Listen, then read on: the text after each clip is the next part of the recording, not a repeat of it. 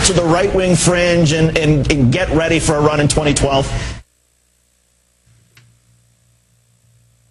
Thank you for joining us today, ladies and gentlemen. We were just playing a clip of MSNBC implying that there's no 10th Amendment right in this country and that the federal government can do whatever it wants, whenever it wants, however it wants. We are continuing with your phone calls on a host of issues. Coming up in about 25 minutes, I've got a personal message to Glenn Beck. An open letter to Glenn Beck, where I'm going to break down his real record and ask him to think twice about being a Benedict Arnold. And is he really happy? Is the $50 million to sell out the Patriot movement worth it for what he's doing? So that's coming up. In the next hour, I'm going to break down in great detail the complete takeover of the economy through the, quote, financial reform package in light of President Obama's speech he gave to Wall Street, from Wall Street this morning. And we're going to continue with open phones. Right now, let's go back to the calls. Chris in Ohio, you're on the air. Go ahead, Chris. Hey, Alex, how you doing? I just wanted to say, I want to thank you and the team for everything you guys do, and I stand by you guys till the very end. With everything that's going on, I think that Glenn Beck, I never listen to a word the guy says. I never listen to a word Obama says either. It's all a bunch of lies, and I think when Obama's coming out saying that all the banks are going to get more power, I think it's ridiculous. I think if you give the Federal Reserve more power, they're just going to continue to inflate the money.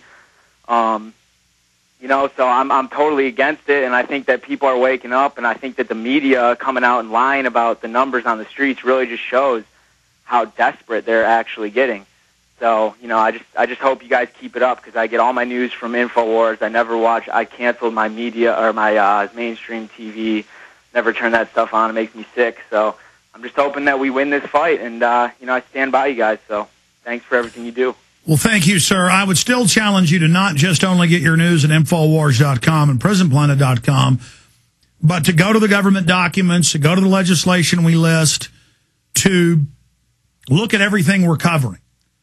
Because we're not 100% perfect. We try to be accurate. We try to tell the truth. We're about 97% accurate. Normally, when we're wrong, it's worse than we said.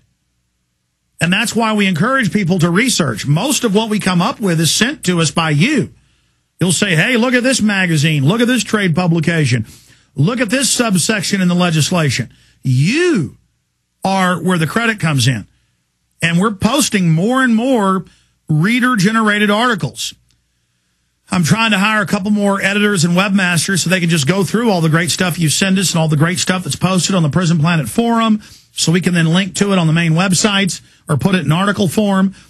But you can submit your own articles, your own stories that we'll look over and see if they are documented, and then post. Writers at Infowars.com.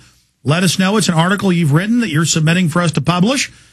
I want to create an area that's just listener and viewer commentary. We should create a whole section on InfoWars and Prison Planet on that, just for people's opinions, so we can basically put everything you send us there, and then have some of that material that's more news articles or investigative reports published as main articles on Infowars.com and PrisonPlanet.com. But as Ronald Reagan said, trust but verify. Because sometimes you do show us when we're wrong about something. Let's go ahead and go back to the calls. Let's talk to James in Texas. James, you're on the air. Hey, Alex, thanks for taking my call, and appreciate what you're doing.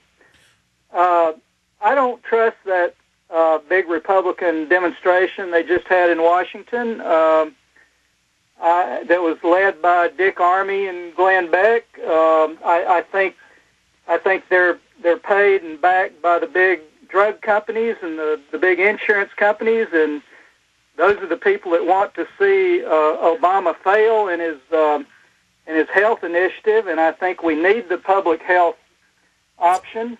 And if Jefferson was here today, he'd be a liberal. He'd be a Democrat. He'd be pushing for benefits to the people, like this health plan. Well, I don't think it's fair for you to put words in Jefferson's mouth. I've actually read several of the books written by Thomas Jefferson and his incredibly complex and detailed prose. I have read hundreds of news articles, editorials written by him in major papers. I have read over 100 books on the Founding Fathers alone. And if you actually knew who Thomas Jefferson was, who swore eternal resistance on the altar of God against all forms of tyranny over the minds of men, you would have known he was against big government and big largesse and the distortion of Article 1 of the Constitution of the general welfare. The general welfare is enumerated in issuing the money so there's not inflation, defending the borders, and negotiating trade disputes between the states. That's it. The federal government has no business running our schools, running our lives. The insurance companies, sir, are actually funding Obama. He got more money than them than McCain did. They're actually, just like British Petroleum is funding the global greenhouse movement. That's admitted. But the news says big oil companies are against it. Sir, do you know what eugenics is? Do you understand that Tom Daschle did write a book saying that he wanted to ration health care? Do you realize they do ration it in Europe? Do you realize they do ration it for people's behavior? Do you realize the White House science czar did write a book about using the medical system to deny care to you and sterilize you and poison your water supply? I think you're a little bit too paranoid on that, Hal. But excuse me. Hey, hold on. James in Texas, are you a new listener to the show? No, sir. I've been listening to you for probably over 10 years. Okay, then you know I'm not a big Republican like they're saying I am now. You know I went after Bush. I just tell the truth as best as I can find it. Doesn't mean I have all... What's the solution, Hal? We can't just... We're going to wind up... Sir, don't you understand they control both parties? Can't you understand they create these fake fights between Republican and Democrat, and then there's really not a hairbreadth of difference between the two parties in reality? No, that's where you're wrong, Hal. There is some difference there, and I realize some of the Democrats are just about as bad as the Republicans, but man. But the Republicans, to a man, supported Bush, and there were at least 35 senators, Democrat senators in the... Listen, I hear you, and I appreciate your call. Sir, Obama took 50,000 troops out of Iraq and put 50,000 contractors in and sent the 50,000 troops to Afghanistan. He increased the troops. But because he acts liberal, you think the war is okay now. I mean, you're telling me there's a difference, and there's only a difference in rhetoric. And Obama can read off a teleprompter better. It's so elementary. Listen to me, buddy boy. Obama supported everything Bush has done, and he has expanded it to a T.